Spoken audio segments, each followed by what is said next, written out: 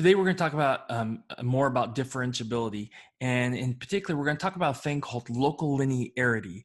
And what local linearity does is it's actually what allows calculus to work. Okay, and what it is this: if you zoom in, this is what Newton thought about. Okay, when he discovered calculus, and Leibniz.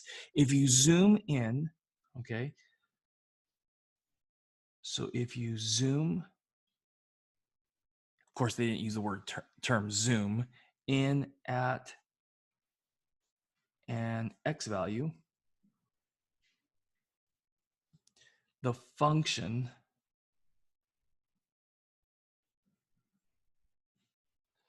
looks like a line.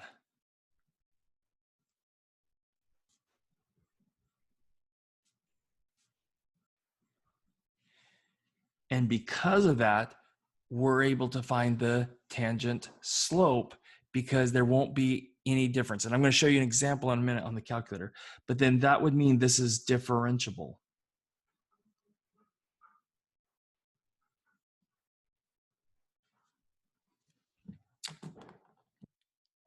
All right. So what I have here is on my screen right here, and I'm going to pull up the calculator in just a minute. This is f of x is equal to x squared. All right, and this right here is the tangent line.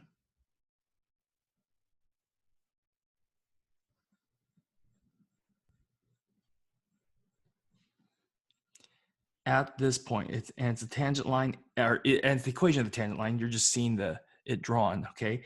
At the point 0.5 comma 0.25, or 1/2 comma 1/4. Okay, and so I'm going to set the factors. I've already set them, but I'm going to set factors, and the calculator screen is going to zoom in 4 times what it was. Okay, so let me go to the calculator and we'll do that really quick. So here you're seeing the screen on my calculator, and what I'm going to zoom in, right here at the tangent point right there. Okay, so I'm going to zoom, and I'm going to zoom in. And then I'm going to come here until I get to 0.5.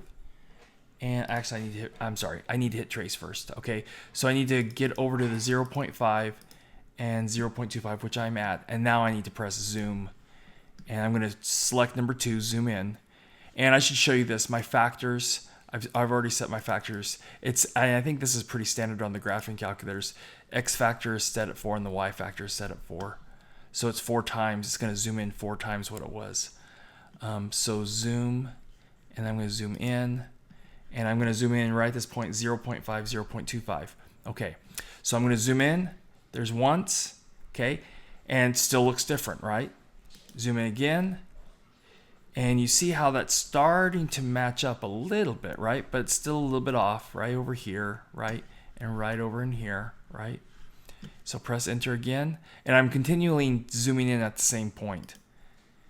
And right there, okay, and then another one, okay, and we're almost there. But if you look, it still is distinguishable because you're kind of starting to see, still seeing the green, right, from the parabola. If I do it one more time, you're not going to see a difference. And there we go. And now you don't see it anymore, right? Yet, I can switch between the functions. So if I press trace right now, okay, right now I am on the parabola. Right now I'm on the tangent line, and there is no difference. And if I go away a little bit, okay, there's not much of a difference between the two, okay? And the more I zoom in, I could zoom in even more, okay? And that's the idea behind this, is that every smooth curve function, okay, if we zoom in on it, and it has to be a smooth curve, which means no like what we were looking at, corners, cusps, anything that changes rapidly, really instantaneously, then we're not going to be able to take the derivative there, because if we zoom in, this local linearity wouldn't work, okay? All right, so I'm going to go back to my paper now. So I want to show you, I went from this screen that we started with to this one, screen 3, and then to screen 4, and then to screen 5, and then finally to screen 6 to show that there's no difference really in between the function and the curve. Okay, so let me give you a couple problems that we're going to look at, and if we zoom in on them, it won't quite work. All right.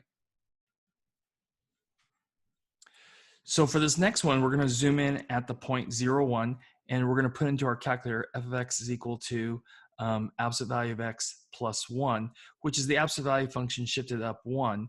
And we're going to take a look at that and see what happens when we zoom in on it. Okay. Okay, so from my calculator, I'm going to press y equals. I'm going to clear out my equations. And for y1, I'm going to type in y equals the absolute value, so alpha, window, and then select number 1, absolute value of x, and then plus 1. And then I'm going to go to zoom. You know, I would encourage you to do this along with me, so grab your calculator, okay? Pause the video and go grab the calculator and do this along with me. I'm going to select zoom 4, zoom decimal. Okay, so I'm going to zoom in right here at the bottom, okay? So right now, that's where it's changing quickly, right? If I zoom in here and I do a tangent line, it's going to be the same, okay? But if I zoom in right here at 0, 1, all right? So zoom, I'm going to zoom in, and I'm going to go up to this point 0, 1.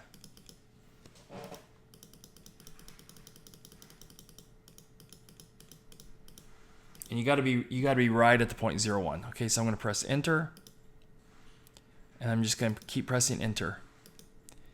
And I can zoom as much as I want.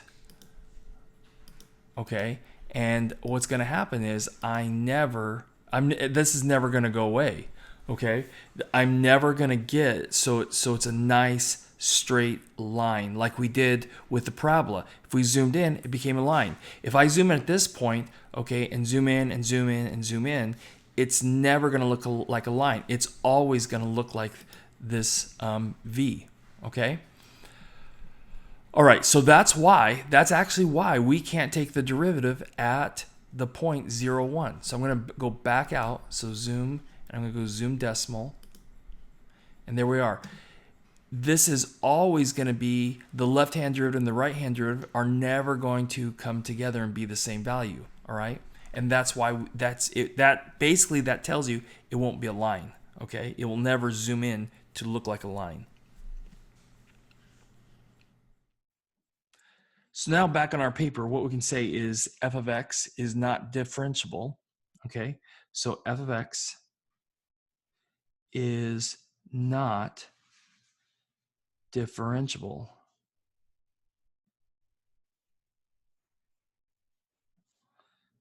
at 0, 1 or at x equals 0 because it's not locally linear.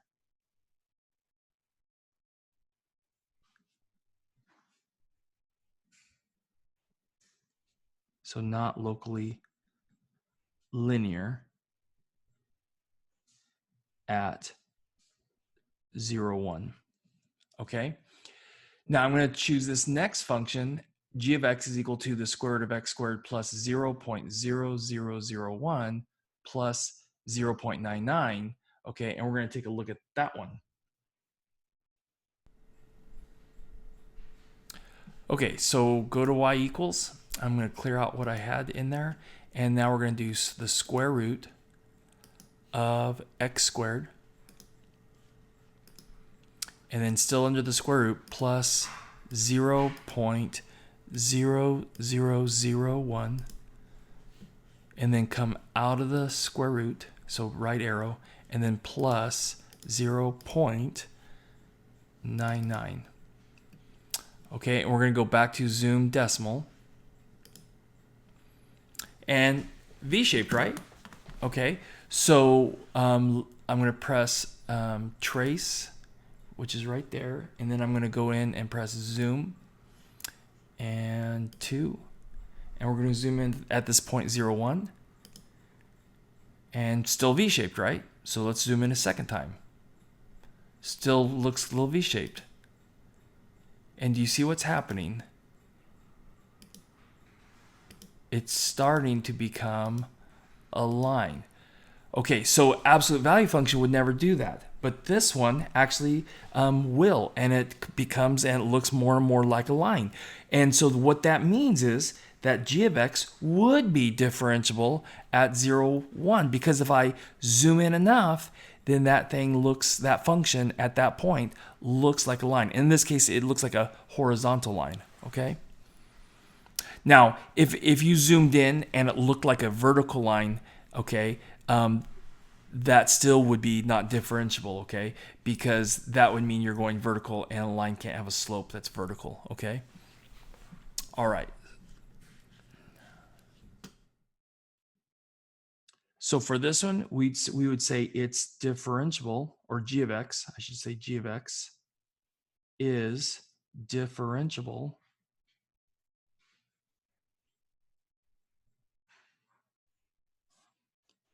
at the point 0, 1 because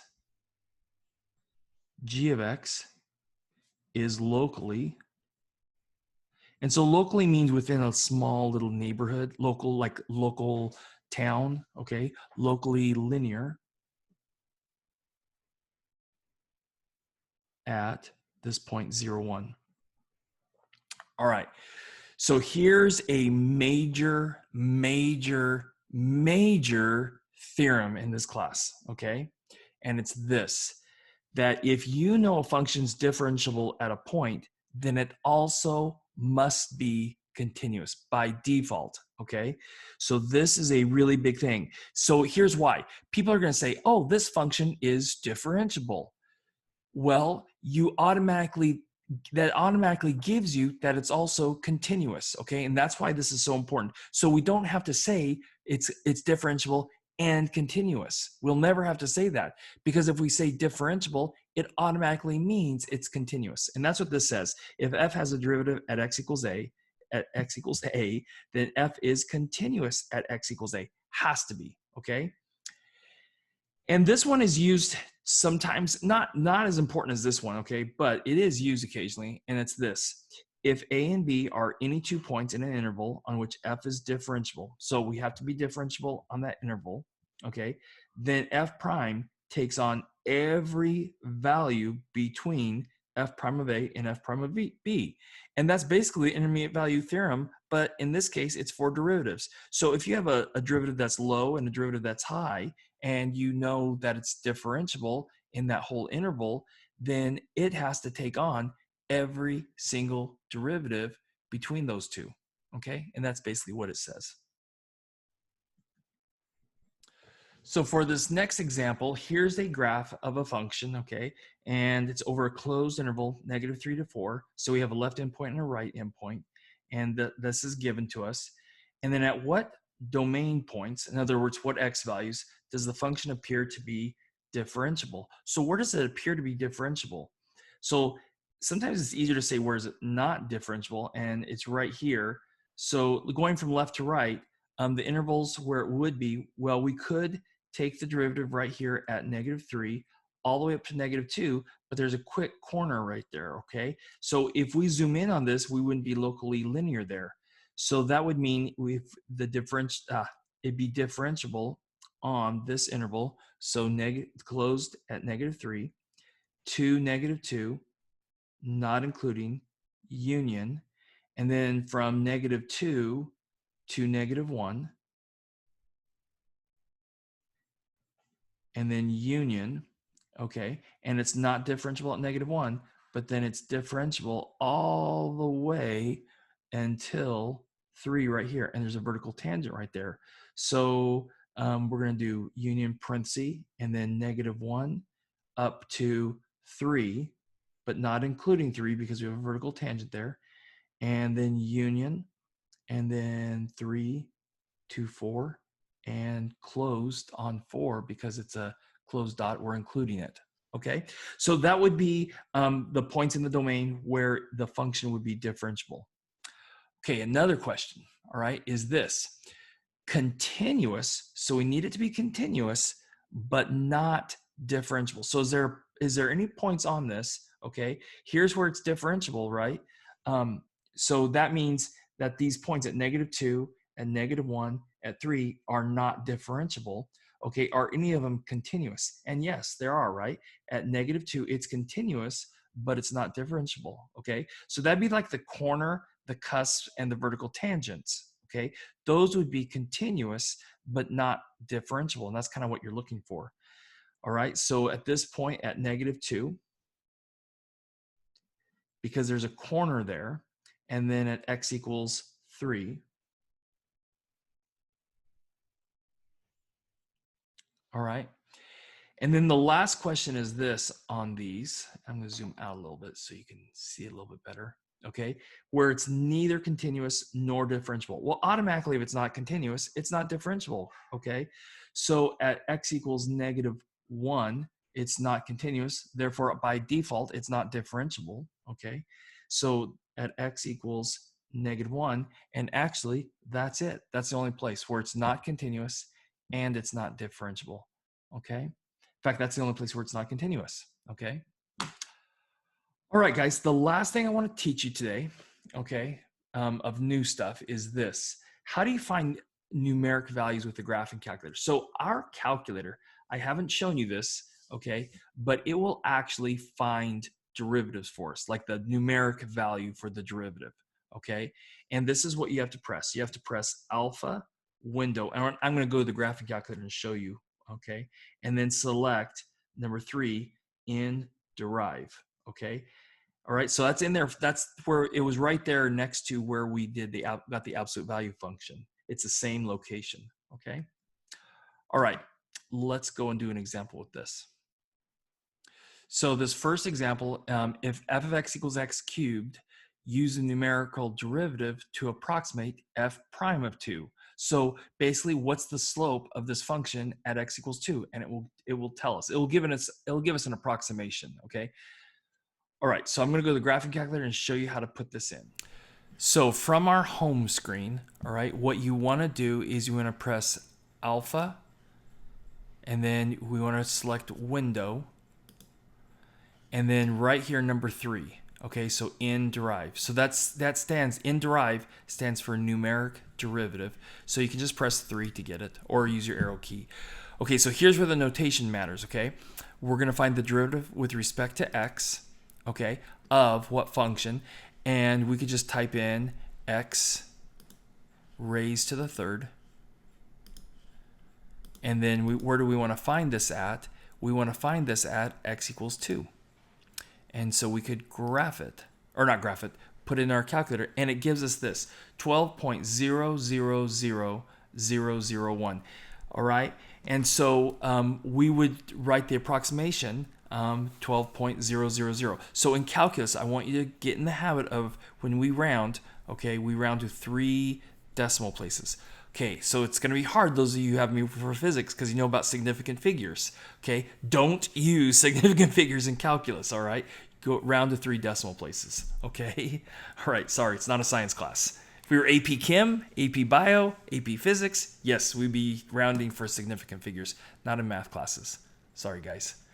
Okay, I want to show you another way. What we also could have done is we could have gone to y equals, I'm going to clear out the function I had in earlier there, okay, and we could have typed in x raised to the 3rd, okay? And now this is nice when you have complex functions, okay, which would be hard to type in and you're using multiple things. But what you can do now is go back to our home screen, so just second quit, and we can press alpha window and choose the derivative again, and with respect to x. And now, instead of having to type in x cubed, we could press alpha trace and pull up the y menu, okay, or y variable menu. So we select number 1 for y1, and we want to find this at 2, and it gives it to us, okay. All right, and then you can also, I'm going to show you a way you can actually graph derivatives using this too.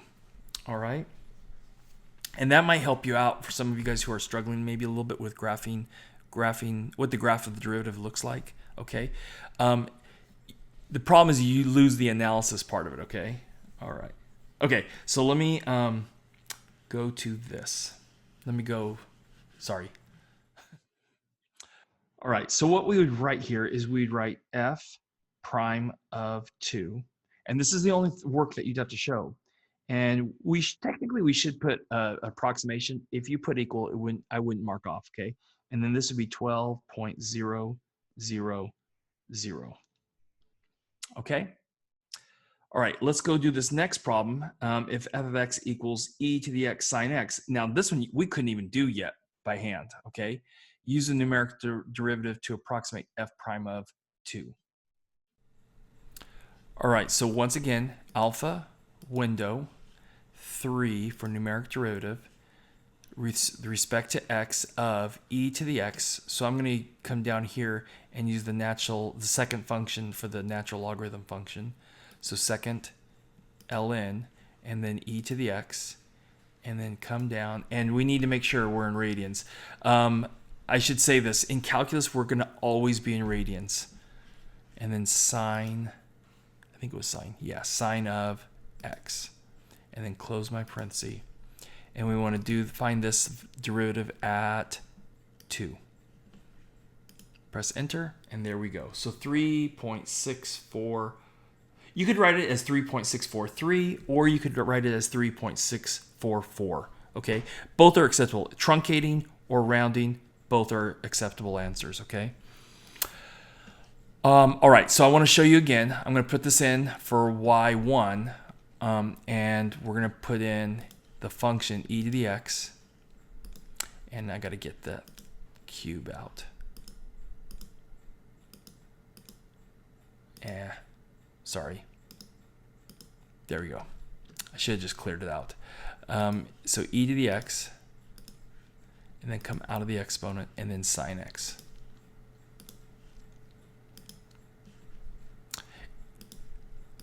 And then all we need to do is alpha window, and then number 3, and with respect to x. But see, we don't have to type it again, especially if we're doing other stuff with this. Trace, and then y1, and then we want to do this at 2. And just two options of doing it, okay? All right. All right, so I'm going to go back and record this, and then I'm going to show you the graph, how to graph a derivative. Okay, so then we would write f prime at 2 is approximately 3.644 or 3.643. So if you don't have to write both, just one or the other. This is the rounding, okay? And this is just truncating. Let's make that look more like a 3. Okay, but either one's acceptable, and I want you to know that. Now I'm going to give you a watch out, okay? Let's go ahead and talk about this now. Let me slide it up. Okay, so I want to say this. This function right here, this absolute value function, okay, we got to watch out, and we have to be smarter than our calculator. And it's the way they have programmed the calculators to calculate derivatives, okay? Our calculators actually use the symmetric difference quotient to find approximation for the derivative. So what they're doing is they're getting really, really small, all right? And I'll explain in just a minute. But we should know, okay, if an absolute value function, if we zoom in right there, it's not going to be locally linear, all right? And if it's not locally linear, it's not going to be differentiable. Another reason is there's a corner right there. The right-hand derivative would be 1, and the left-hand derivative would be -1, okay? So the left and right-hand derivatives don't match up. Therefore, the derivative can't exist there. All right, so I'm going to go to my graphing calculator one more time, okay? And I'm going to show you that our calculators will actually give us a derivative at 3, and it'll be surprising what it does, okay? And I'll explain what our calculator is doing. Okay, so I cleared out my screen because it was getting a little messy, all right? I'm going to go and I'm going to clear this one out, and I'm going to put in the absolute value, so alpha window, absolute value number 1, x minus 3, and then plus 2. And I think zoom decimal will be able to see it. So I'm going to go zoom decimal. Yeah. Okay. So right here, we're going to take the derivative. So I'm going to press, well, we're going to take the derivative right here. I'm sorry. We're going to do this on the home screen. So second quit. All right. And now press alpha, window, and then number 3 for numeric derivative. And at x, and then we want to type in y1. So alpha, trace to get the y variable menu, and select number 1. And then we want to do this at x equals 3.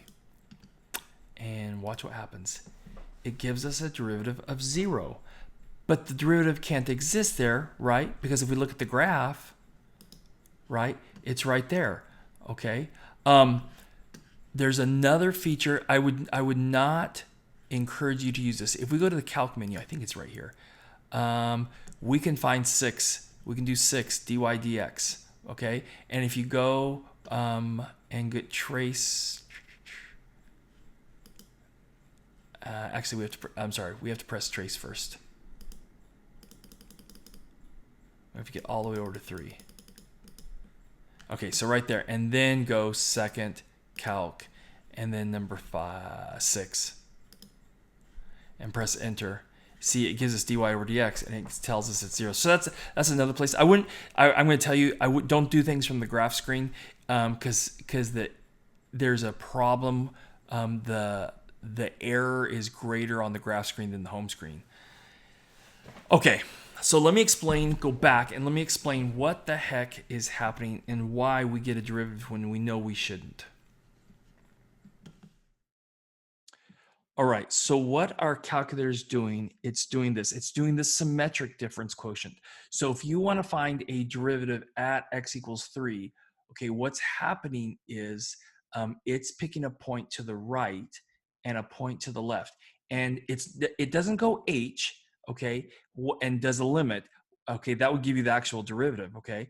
What it does instead is it picks a point that's 0.001 away from the point you're trying to find the derivative at. And it goes both sides. So, okay, it does this. F prime of 3 is approximated by taking f of, and we're going to go 0.001 to the right of it. So that would give you f of 3.001 minus f of, and we're going to go 0.001 to the left. So that would be f of 2.999. Okay, so those are and let me do the bottom here. And the bottom would be 3.001 minus 2.999. Okay, and so we are going, okay, we're trying to find the derivative right here at x equals 3. And what's happening is, and I'm gonna make this more extreme than it really is, because these points are, I mean, that's only a thousandth away. Okay, so it's taking a point like from this side to the right, and imagine we zoomed in on this, and to the left the same amount. Okay, so this point right here would be the point 3.001. And if we put this into our calculator, okay, this would be 2.001. That would be the output. And this one right here, it would be, the x value would be 2.999, and the y coordinate would be 2.001. And what it's doing is it's finding the slope between those. And if I drew a line, sorry, I'm grabbing my ruler. Okay, if I drew a line between those 2 points, we're going to wind up getting a horizontal line. So what's happening is those points are so close together, but one's on this right-hand side and one's on this left-hand side. They're so close together that you really can't, if you zoom out, you can't really distinguish them, but there's still 2 points on either side. And if you draw a line through them, it'd be a horizontal line and it'd be 0, okay? So we got to be smarter so we know, because our calculator will sometimes give us, if we do try to do the derivative, because it's not really a derivative, it's just a numeric approximation, okay? We have to be smarter and know, and we're really, f of x is not differentiable at x equals 3. Because our calculator is going to give us 0, which is incorrect. Okay, so f of x is not differentiable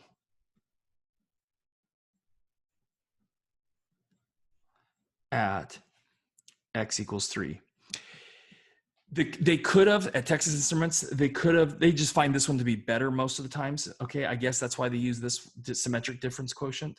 But if they had done a right difference quotient, okay, if they had programmed the calculators to do a right difference quotient, then they would have picked this point and this point. And then for this problem, you would have gotten a derivative of 1. And if they had chosen, let's do a left difference quotient, then if they chose this point and this point, the derivative would have given you -1. So see, it would give you, it would still be an incorrect the way they program it in, okay? Because this is really just an estimate, all right? So the next thing I want to do is I want to quickly go back and show you, like, how can you graph the derivative of one of these functions, okay? And I'm going to show you that on the graphing calculator. Okay, so now what I want to show you is how we could use this numeric derivative feature to graph the derivative, all right? So here we have a function, right? And we should know, let me trace. Okay, so on this right-hand side, we should know that the derivative is going to be 1. And to the left of x equals 3, the derivative is going to be -1. So it really quickly switches, right?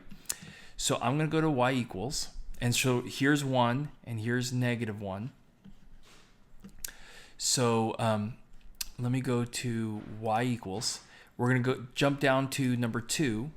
And then we're going to actually put in alpha and then window and then number 3 numeric derivative. And we're going to do it with respect to x, and this needs to be y1, so alpha trace and then y1, so the derivative of y1. And what we want to do is take the derivative at every single x value, so not a specific one, just every x value. So at x equals x. Okay, so we're going to graph this and you're going to see what happens. So what happens is, okay, so there's a little bloop right here. That point should not be there, okay? But it's trying to connect these two is what's happening. So you see, right here, the slope is always -1. That's why it's graphing -1 right here. And right here, it's +1. That's why it's graphing right here at 1, okay? Those of you in physics, if this was a position time graph, the red would be the velocity graph of it, okay? And you know that for the rest of you too, okay? All right, let's do another function I want to show you. Let me clear this out. Okay, let's do x squared, a simple one that we know, okay? And so we know that to the left of x equals 0, the slopes are all going to be negative, and to the right, they're all going to be positive. So that's why the graph looks like this, okay? Because right here, the derivative is 0. That's why it's crossing right here. And to the left, all of these slopes are negative. That's why this part's below. All of these slopes on this side are positive, okay? And that's why this graph is above, okay? Let me think of another one. Sine x. Okay, let's do sine x. So y equals sine of x. And so there's sine x, and there's this one, right? And you may not know. The scaling's not right for you to recognize it. The red one, the green one is sine x, and the red one is cosine x. So because the derivative of sine x is cosine x. Okay? So let me show you another one, like weird ones, okay? Let's go back, and I'm going to take...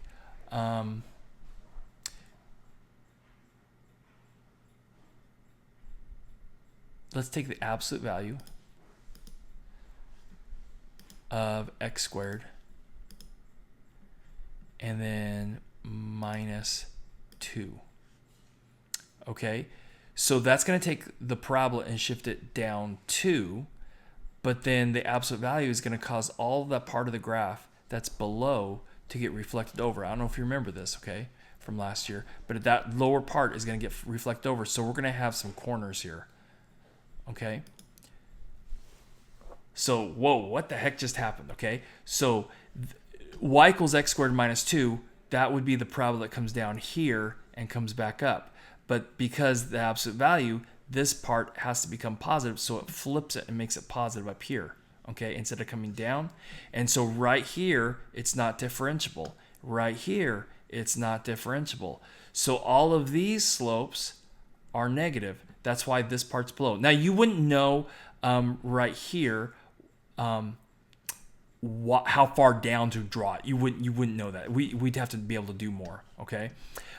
But right here, you know, right here, just to the right here is positive, and just to the left here, it's negative. So all of a sudden, there's this jump from being negative to positive without hitting every value in between, right?